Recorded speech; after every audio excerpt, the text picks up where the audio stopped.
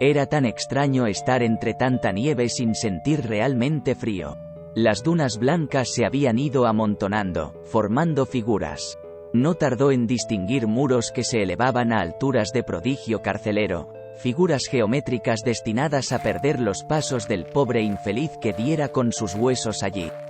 La nieve seguía cayendo, pero él no la sentía. Estaba atrapado en aquel laberinto de muros de hielo. Recorrió sus pasadizos infatigablemente, recordando aquel precepto de girar continuamente a la derecha.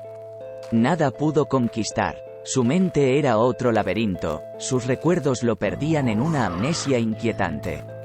No sabía dónde estaba, aventurar su muerte era una sencilla y estremecedora operación. Fatigó su cuerpo durante horas tratando de convencerse de no ser un fantasma insensible al frío, o bien un cuerpo agonizando en el frío creciente hacia el estertor final.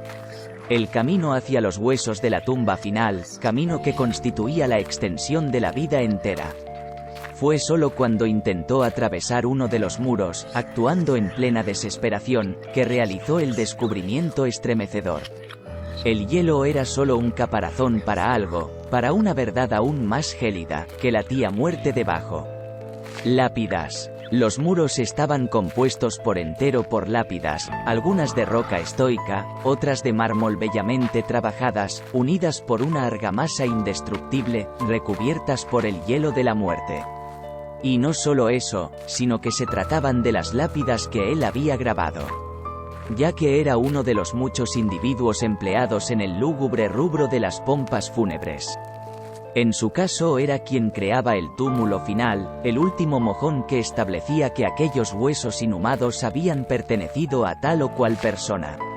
Intentó escalar, no obstante, aprovechando las salientes que dejaban las lápidas, y pudo echar una mirada antes de perder el pie y caerse dolorosamente al piso, el cual estaba también compuesto de losas funerarias, de las lápidas que él había sumado a la infinita colección de ellas. Eso era lo que había visto al encaramarse por breves segundos en lo alto del muro. Un infinito laberinto sin centro, empedrado de buenas intenciones y mentiras piadosas, a un adoquín por lápida. La estruendosa caída había generado ondas de impacto que agrietaron los muros de hielo, haciéndolos añicos. Se había lastimado la pierna, aunque sin sentir más que el eco remoto de un dolor, por eso caminaba rengueando, con dificultad, mientras recorría las galerías con un morboso orgullo ante su obra, la parte del enorme laberinto que le correspondía a la hábil labor de sus manos. Uno de sus adoquines atrajo su atención y lo devolvió a su primera juventud, al final de la adolescencia problemática, estragado de hambre y falta de oportunidades, antes de descubrir el oficio que le daría una vida. Se trataba de una simple roca con un solo nombre grabado, sin fechas, y con un grabado bastante logrado que mostraba un rostro eternizado en la roca, colocado como loseta en el camino. Hans, decía la lápida. Era la lápida de su hermano, en quien no había vuelto a pensar en años. Cayó a sus pies y derramó lágrimas sobre ella, aquellas que no derramara en el momento de su muerte. Algo sucedió entonces, un gemido emergió desde la loseta con el rostro grabado, la roca se llenó de una crujía de grietas, de fragmentos que parecían latir, una luz carmesí se colaba entre las grietas. Un fragmento de roca salió volando y de allí, entre la luz carmesí, emergió un brazo descompuesto, nada más que huesos con restos pútridos de carcoma, mantenidos juntos por una fuerza maligna. Un siseo como de serpiente precedió a la aparición de los restos abominables de Hans. Él intentó escapar del laberinto que había edificado un adoquín a la vez.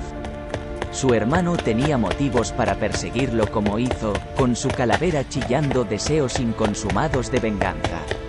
Después de todo, aquel crudo invierno de infortunio, antes de hallar su oficio, su hermano, que atravesaba una larga y penosa enfermedad, había muerto inesperadamente. Sus padres, esas pobres gentes, nada dijeron al respecto.